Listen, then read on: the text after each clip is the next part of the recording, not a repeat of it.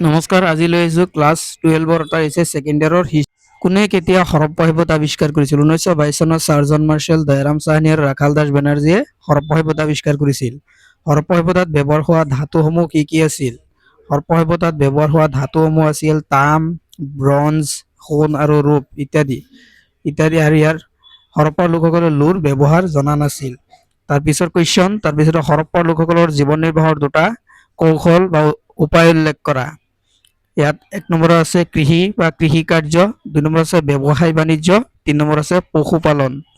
তাৰপিছৰ কুৱেশ্যনত কি দিয়া আছে চাই যোৱা। তাৰপিছৰ কুৱেশ্যন এইখিনিতে এটা কথা কওঁ, যিসকল ছাত্ৰ ছাত্ৰী এইটো চেনেলত নতুনকৈ আহিছা, চেনেলটো ছাবস্ক্ৰাইব কৰি দিবা যাতে এনেধৰণৰ ইনফৰ্মেটিভ ভিডিঅ'বিলাক পাবলৈ অতি সোনকালে পাবলৈ সক্ষম হোৱা। আৰু এনেদৰে কুৱেশ্যন এনচাৰবিলাক দি যাম। ইয়াৰ পৰা 100% তোমালোকৰ কমন পৰিব বুলি আশা ৰাখিছোঁ। গতিকে ভিডিঅ'বিলাক চাই যোৱা। 4 নম্বৰ আছে হৰপ্পা সভ্যতাৰ দুখন উল্লেখযোগ্য ক্ষেত্ৰ বা ঠাইৰ নাম উল্লেখ কৰা। এইটো তোমালোকে লিখিব পাৰা হৰপ্পা, মহেঞ্জোদাৰো, লোথাল, ঢোলবিৰা ইত্যাদি লিখিব পাৰা বা ধোলাবিৰা। সভ্যতা মানে কি? তাৰপিছত কোনো এক ব্যক্তি বা সমাজৰ বিৱৰ্তন প্ৰক্ৰিয়াক সভ্যতা বা চিভিলাইজেশ্যন বুলি কোৱা হয়। সভ্যতাক ইংৰাজীত চিভিলাইজেশ্যন বুলি কোৱা হয়। তাৰপিছত লোথালত ব্যৱহাৰ হোৱা 2 প্ৰকাৰ ইটা কি কি আছিল? ৰ'দত শুকোৱা ইটা, কেঁচা ইটা আৰু পোৰা ইটা। এনেদৰে লিখিবা কেঁচা ইটা আৰু পোৰা ইটা। হৰপ্পা সভ্যতাৰ লিপিৰ দুটা বৈশিষ্ট্য উল্লেখ কৰা। হৰপ্পা সভ্যতাৰ লিপিৰ বৈশিষ্ট্য। হৰপ্পা সভ্যতাৰ লিপিৰ বৈশিষ্ট্য 1 নম্বৰ, এই লিপিসমূহ চিত্ৰলিপি বা চিহ্নলিপিৰ বা ছবিৰ সহায়ত লিখা হৈছিল। 2 নম্বৰ, এই লিপিসমূহ সোঁফালৰ পৰা বাওঁফাললৈ লিখা হৈছিল। তাৰ পিছৰ কুৱেশ্যন কি আছে তাৰ পিছৰটো চাই যোৱা। হৰপ্পা সভ্যতাত শস্য গুৰি কৰিবলৈ ব্যৱহাৰ কৰা সঁজুলিবিধৰ নাম কি আছিল? 2 প্ৰকাৰৰ জাতৰ নাম লিখা। হৰপ্পা সভ্যতাত শস্য গুৰি কৰিবলৈ ব্যৱহাৰ কৰা সঁজুলিবিধৰ নাম হৈছে জাত। 2 প্ৰকাৰৰ জাত হ'ল পটা আৰু খুন্দনা। জন মাৰ্শ্বেল কোন আছিল? জন মাৰ্শ্বেল এগৰাকী ভাৰতৰ পুৰাতত্ত্ব বিভাগৰ সঞ্চালক প্ৰধান আছিল। মহেঞ্জোদাৰো শব্দৰ অৰ্থ কি? তাৰপিছত মহেঞ্জোদাৰো শব্দৰ অৰ্থ হ'ল মৃতকৰ সমাধি বা মৰা মানুহৰ ঢিপি বা মৃতকৰ স্তূপ।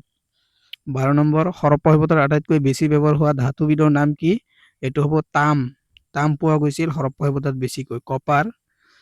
আৰু পৰৱৰ্তী সময়ত তাম আৰু টিন মিহলাই ব্ৰঞ্জ তৈয়াৰ কৰা হৈছিল।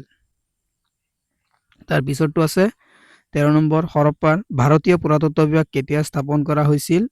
Indian archaeological survey department, Indian archaeological survey of India 1861 চনত স্থাপন কৰা হৈছিল। আৰু ইয়াৰ প্ৰথম প্ৰধান সঞ্চালক প্ৰধান আছিল আলেকজেণ্ডাৰ কানিংহাম। কানিংহাম বুলিও কোৱা হয়, জন আলেকজেণ্ডাৰ কানিংহাম। হৰপ্পা সংস্কৃতি কি বা হৰপ্পা সভ্যতা কি? হৰপ্পা সভ্যতাৰ বৈশিষ্ট্যসমূহ উল্লেখ কৰা। সিন্ধু নদীৰ উপত্যকাত গঢ়ি উঠা ব্ৰঞ্জ যুগৰ এক প্ৰাচীন চহৰ কেন্দ্ৰিক সভ্যতা হ'ল হৰপ্পা সংস্কৃতি। হৰপ্পা নামৰ ঠাইখনত প্ৰথমে খন্দা হৈছিল বাবে ইয়াক হৰপ্পা সভ্যতা বুলি কোৱা হৈছিল। ইয়াৰ বহুতো গুৰুত্বপূৰ্ণ বৈশিষ্ট্য আছে। সেই বৈশিষ্ট্যসমূহ তলত আলোচনা কৰা হ'ল। পৰিকল্পিত নগৰ বা নগৰীকৰণ। ইয়াক 2টা ভাগত নগৰসমূহ 2টা ভাগত ভাগ কৰা হৈছে, ওখ দুৰ্গ আৰু নামনি চহৰ। 2টা ভাগত ভাগ কৰা হৈছে আৰু পৰিকল্পিত আছিল আৰু ইটাৰে নিৰ্মিত আছিল নগৰসমূহ। তাৰপিছত আছে প্ৰণালীবদ্ধ নৰ্দমা ব্যৱস্থা। প্ৰতিটো ঘৰত নৰ্দমা আলিবাটৰ ডাঙৰ নৰ্দমাৰ সৈতে সংযোগ কৰা আছিল, যিবোৰ ঢাকনিৰে ঢকা আছিল যাতে লেতেৰা পানীবোৰ গৈ নালাত পৰিব পাৰে।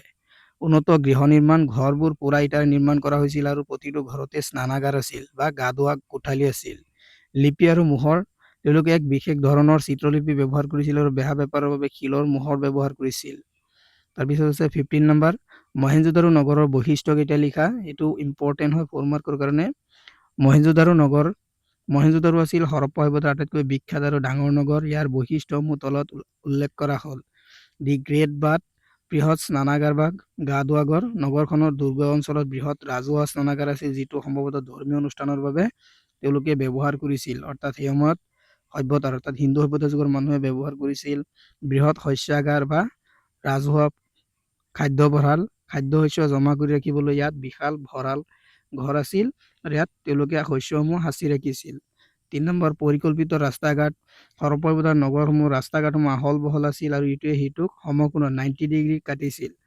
ৰাস্তা ঘাটসমূহ যথেষ্ট আহল বহল আছিল। উন্নত পানী যোগান। মহেঞ্জোদাৰোত প্ৰায় 700টা কুঁৱা পোৱা গৈছিল, যাৰ সহায়ত পানীৰ ব্যৱস্থা কৰা হৈছিল আৰু কুঁৱাৰ পৰাও তেওঁলোকে যথেষ্ট পানী ব্যৱহাৰ কৰিছিল। হৰপ্পা সভ্যতাৰ মণি তৈয়াৰ কৰাৰ পদ্ধতিৰ বিষয়ে চমুকৈ আলোচনা কৰা। হৰপ্পা সভ্যতাৰ মণি তৈয়াৰ কৰাৰ হৰপ্পা সভ্যতাৰ চানহুদাৰো নামৰ ঠাইত মণি আৰু অলংকাৰ তৈয়াৰ কৰাৰ প্ৰধান কেন্দ্ৰ আছিল। মণি তৈয়াৰ কৰাৰ পদ্ধতি আছিল এনেধৰণৰ, অৰ্থাৎ তলত উল্লেখ কৰা হ'ল। কেঁচামাল সংগ্ৰহ। মণি বনাবলৈ কাৰ্নিলিয়ন, ৰঙা ৰঙৰ শিল, আহিব পাৰে। কাৰ্নিলিয়ন শব্দৰ অৰ্থ হ'ল ৰঙা ৰঙৰ শিল। জেস্পাৰ বা জাস্পাৰ, স্ফটিক, কোৱাৰ্টছ আৰু ষ্টেটাইট মানে কোমল শিল ব্যৱহাৰ কৰা হৈছিল। তাম, ব্ৰঞ্জ আৰু সোণৰো ব্যৱহাৰ কৰা হৈছিল। আকাৰ দিয়া। শিলবোৰ কাটি ভাঙি প্ৰথমে এটা খহটা আকাৰ দিয়া হৈছিল। তাৰপিছত ঘঁহি গোল চুঙাকৃতি বা খণ্ড খণ্ড কৰা হৈছিল। ৰং আৰু পলিচ কৰা। কাৰ্নিলিয়ন শিলৰ ৰং ৰঙা কৰিবলৈ ইয়াক জুইত পোৰা হৈছিল। শেষত মণিবিলাক মিহি কৰিবলৈ পলিচ কৰা হৈছিল। বিন্দা কৰা। অলংকাৰ গাঁঠিবলৈ মণিবিলাকৰ মাজত বিশেষ সঁজুলিৰ বিন্দা কৰা হৈছিল বা ড্ৰিলিং কৰা হৈছিল। হৰপ্পা সভ্যতাৰ পতনৰ কাৰণসমূহ কি কি আছিল? সেইকেইটা মষ্ট ইম্পৰ্টেণ্ট। আনুমানিক খ্ৰীষ্টপূৰ্ব 1800ৰ ভিতৰতে হিন্দু সভ্যতা বা হৰপ্পা সভ্যতাৰ পতন হৈছিল বা ধ্বংস হৈছিল বুলি অনুমান কৰা হয়। ইয়াৰ কাৰণসমূহ যেনে এনেধৰণৰ: জলবায়ু পৰিৱৰ্তন। বৰষুণ কমি যোৱাৰ বাবে কৃষিকাৰ্য ব্যাহত হৈছিল, যাৰ ফলত মৰুকৰণ বা মৰুভূমিকৰণ সৃষ্টি হৈছিল। বানপানী। সিন্ধু নদী আৰু ইয়াৰ উপনৈসমূহৰ বাবে বাৰে বাৰে হোৱা প্ৰলয়ংকাৰী বানপানীৰ বাবে নগৰসমূহ ধ্বংস হৈ পৰিছিল। নদীৰ গতিপথ সলনি হোৱাৰ বাবে পানীৰ অভাৱ ঘটিছিল আৰু অঞ্চলবোৰ শুকাই গৈছিল। বিদেশী আক্ৰমণ। বহু ইতিহাসবিদৰ মতে আৰ্যসকলৰ দৰে বাহিৰৰ আক্ৰমণকাৰীসকলেও এই সভ্যতা আক্ৰমণ কৰে আৰু ইন্দ্ৰই আক্ৰমণ কৰি হৰপ্পা নগৰ বা হৰপ্পা সভ্যতা ধ্বংস কৰিছিল বুলি জানিব পৰা যায়। পৰিৱেশৰ অৱনতি। বনাঞ্চল ধ্বংস আৰু মাটিৰ উৰ্বৰতা হ্ৰাস পোৱাৰ লগে লগে মানুহৰ বাসস্থান এৰি থৈ গুচি গৈছিল, যাৰ ফলত তেওঁলোকৰ সভ্যতা নাইকিয়া হৈ পৰিছিল। হিন্দু সভ্যতাক কিয় হৰপ্পা সভ্যতা বুলি কোৱা হয়? 5টা যুক্তি দিয়া। হিন্দু সভ্যতাক হৰপ্পা সভ্যতা বুলি কোৱা হয়।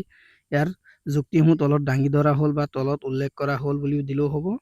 গতিকে ইয়াৰ কাৰণসমূহ হ'ল: প্ৰথম আৱিষ্কাৰ 1921 চনত এই প্ৰাচীন সভ্যতাৰ ভগ্নাৱশেষ আটাইকেইটা প্ৰথমে হৰপ্পা নামৰ ঠাইখনত খন্দা হৈছিল। পুৰাতত্ত্বৰ নিয়ম অনুসৰি প্ৰথম আৱিষ্কাৰৰ ঠাইৰ নামেৰে সভ্যতাৰ নাম ৰখা হৈছিল হৰপ্পা সভ্যতা। ভৌগোলিক পৰিসৰ। প্ৰথমতে এই সভ্যতা কেৱল সিন্ধু নদীৰ উপত্যকাত সীমাবদ্ধ বুলি ভবা হৈছিল, কিন্তু পিছলৈ ইয়াৰ বাহিৰেও বহু ঠাই যেনে গুজৰাট, ৰাজস্থান, হাৰিয়ানা, মধ্যপ্ৰদেশ আদি কেন্দ্ৰ পোৱা গ'ল। গতিকে কেৱল হিন্দু সভ্যতা বুলি ইয়াৰ সম্পূৰ্ণ ভৌগোলিক ৰূপ প্ৰকাশ নাপায়। সাংস্কৃতিক সাদৃশ্য। পিছৰ পৰ্যায়ত আৱিষ্কৃত হোৱা সকলোবোৰ কেন্দ্ৰতে মহেঞ্জোদাৰো আৰু লোথাল, কালিবংগাল পোৱা ইটা, পাত্ৰ, মোহৰ সঁজুলিবোৰ হৰপ্পাত পোৱা সামগ্ৰীৰ সৈতে প্ৰায় একেই আছিল। প্ৰতিনিধিত্বমূলক কেন্দ্ৰ। হৰপ্পাৰ আছিল এক সংস্কৃতিৰ এটা প্ৰধান আৰ্হিব প্ৰতিনিধিত্বমূলক কেন্দ্ৰ। ঐতিহাসিক সন্মতি। সমগ্ৰ বিশ্বৰ পুৰাতত্ত্ববিদসকলে এই ব্যাপক সংস্কৃতি আৰু উমৈহতীয়া নাম দিবলৈ হৰপ্পা সংস্কৃতি বা হৰপ্পা সভ্যতা নামটোৱে আছিল উপযুক্ত বুলি গণ্য কৰিছিল। তাৰপিছত আছে হৰপ্পাৰ কৃষিকাৰ্য বা হৰপ্পা সভ্যতাৰ কৃষিকাৰ্যৰ বিষয়ে লিখা।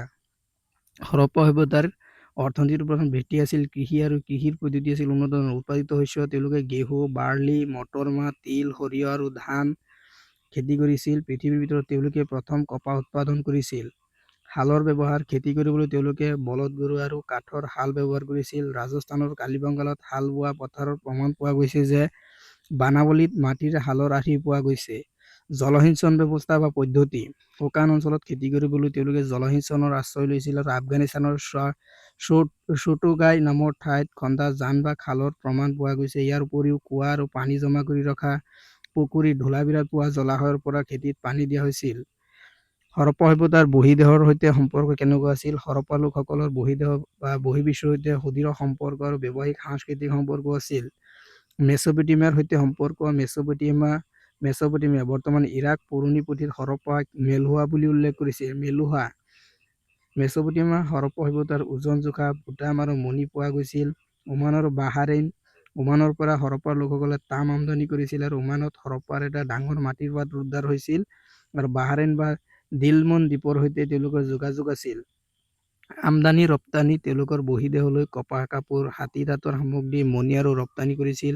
সোণ, ৰূপ, তাম, মূল্যৱান শিল আদি আমদানি কৰিছিল। জলপথৰ ব্যৱহাৰ। গুজৰাটৰ লোথাল আছিল প্ৰাচীন বন্দৰ ডকয়াৰ্ড, যাৰ সহায়ত পাৰস্য উপসাগৰ আৰু আৰৱ সাগৰে সাগৰীয় বাণিজ্য চলাইছিল। হৰপ্পাৰ গৃহস্থাপনা বা গৃহস্থাপত্যৰ বিষয়ে টোকা লিখা বা চমুকৈ লিখা। হৰপ্পা সভ্যতাৰ গৃহ নিৰ্মাণ শৈলী অতি আধুনিক আৰু পৰিকল্পিত আছিল। নক্সা আৰু চোতালৰ ঘৰবোৰ।